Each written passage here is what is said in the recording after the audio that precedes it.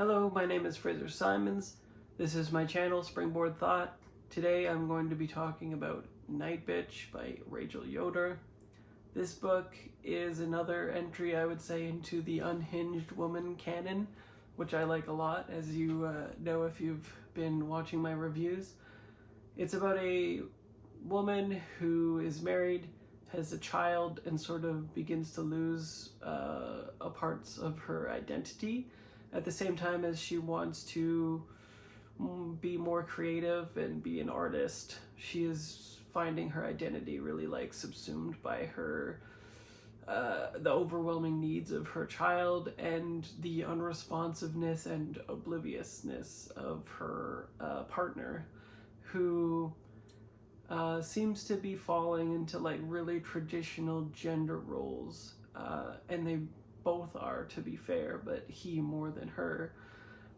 They've sort of divvied up the household responsibilities in the manner of who's making money, who is being productive in society in the traditional way, and it's not antagonistic, I would say, but she more or less keeps ceding ground to her husband until one day when she sort of gets more in touch with her feral side after interacting with some art and some other stuff happening. We have a sort of Kafka-esque scenario emerging where we don't know if it's a magical realism type thing or a bleeding of fantasy or what's going on, but she appears to be changing physically into a dog of some kind as she is becoming more embodied in a non-typical gender role type situation. Every time that she asserts herself, when she challenges the femininity that is assumed by everybody, like if she goes to the park with her son and plays with him, even that is sort of seen as a demeaning act almost, and then that also furthers the change within her. So right away we see that it is a 180 from the metamorphosis with Kafka. This is embodiment as empowerment rather than the opposite, and it's not, well, sometimes it is funny in a dark humor way, but I would say more often than not it is quite serious, and it is not for satirical value. It is very clever at what it is doing. It is fairly literary in prose. It examines these issues in very nuanced ways, from conversations between the wife, which is her actual name in the book. She's either wife or Nightbitch, so there's a dichotomy within her clearly delineated in the book, and the other relationships that she has as well with the mothers, who sort of subtly check her femininity in certain ways, as well as her perspicacity is being tramped down by some of these people. But there's also people that, like her, are sort of low-key in the group, looking for ways of doing parenting and realizing their selfhood in different ways.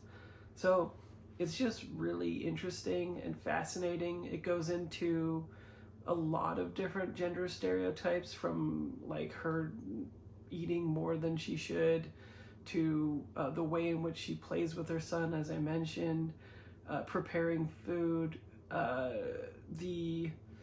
what she owes her partner and what the partner owes her, and the sort of general assumptions of what they fall into with the life lived and what the child has sort of upended in them.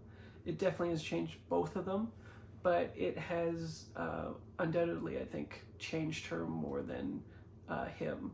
And it also is just kind of interesting to see it as a sociological study almost, where the input of the nuclear family, when before they would just be partners, has radically altered how they interact with all of society and how it interacts with them.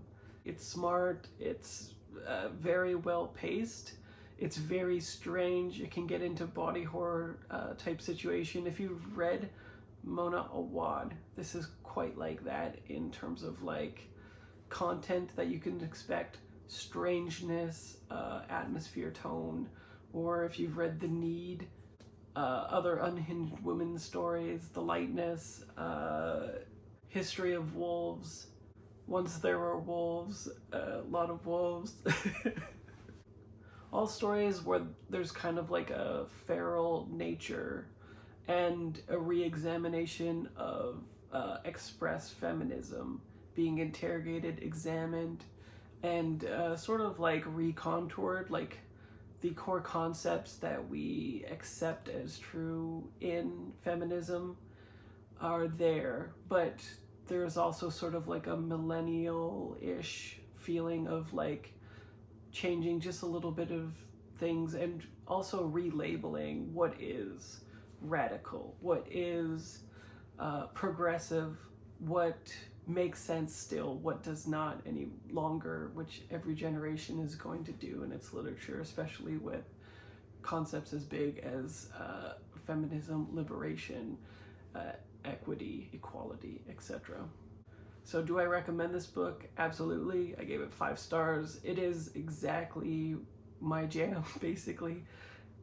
Essentially this year, if you give me a book and the protagonist is an unhinged woman, I will give it 5 stars, apparently. I love this trend in literature. I love the motifs that's happening. I love the sort of dialogue all of these works are having, and I would love to see a panel with all of these authors discussing these kind of core concepts between them, because I think it would be fascinating.